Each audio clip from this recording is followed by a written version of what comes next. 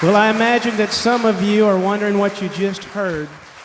And what you just heard was what's called sacred harp singing, or also shape note singing. And I'm going to ask Jerry Wright here. Jerry. Yes, Claude. Tell us about shape note or sacred harp singing. Well, first of all, it's not a gimmick. It's a real thing. People 200 years ago did this all over the country.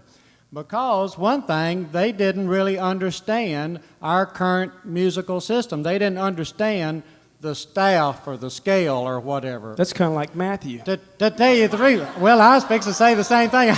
I don't think I understand it either, you know. But what they did, they devised a system to teach people to sing. And it's in the form of shapes. Here in East Texas, we do 4 shapes. Out in North Carolina, they do 7 shapes. It's a little square and a little circle and a little flag-looking thing and a me.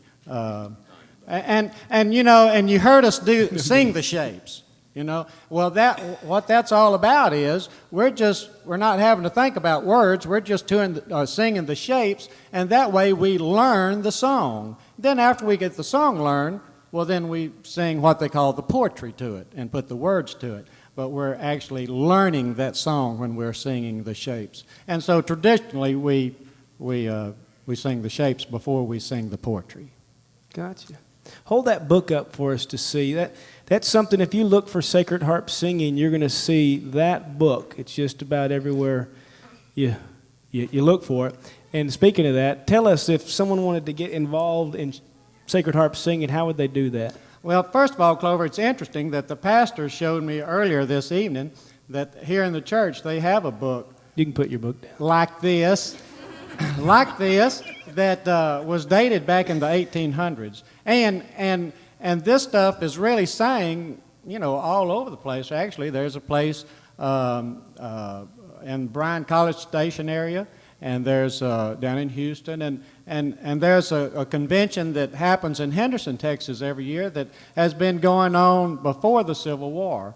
And so they meet every year, and people come from all over the country, and so it's out there. So if you're a computer person and you understand Google, if you just typed in Faso Law, it will find this, and you can find out maybe what's in your area or more about it. And if you don't understand anything that I just said, you might want to come to me afterwards, and we'll talk about it, and I can point you in the right direction. Well, thank you so much.